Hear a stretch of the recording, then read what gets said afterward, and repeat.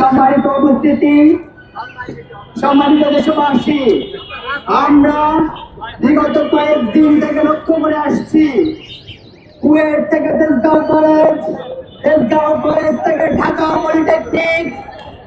Polytechnic থেকে Chittagong city college থেকে শুরু করে বাংলাদেশের প্রতিটি ক্যাম্পাসে এই খুনি সরকারের নির্দেশে পেটুয়া সন্ত্রাসী বাহিনীকে নিয়ে দেওয়া হয়েছে।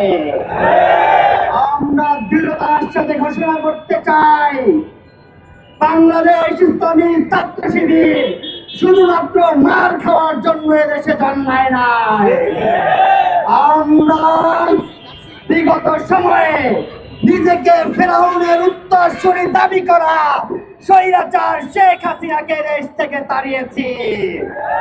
সুতরাং খাম্বা চুরি করে দেশকে দুর্নীতিতে চ্যাম্পিয়ন করে পুরুষের মতো পেছনের দরজা দিয়ে দেশ থেকে পালিয়ে যাওয়া এই পুরুষ তারেক রহমানকে আমরা ভয় করি না।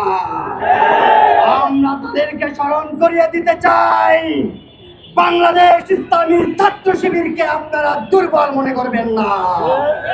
আর যদি কোনো ক্যাম্পাসে আমার ভাইদের উপরে স্বৈরাচারী সন্ত্রাসী কোনো কর্মকাণ্ড পরিচালনা করতে চান, তাহলে বিগত সময়ের দিকে একবার ফিরে তাকান, তারপরে ভেবে চিন্তে আপনারা সিদ্ধান্ত নেবেন।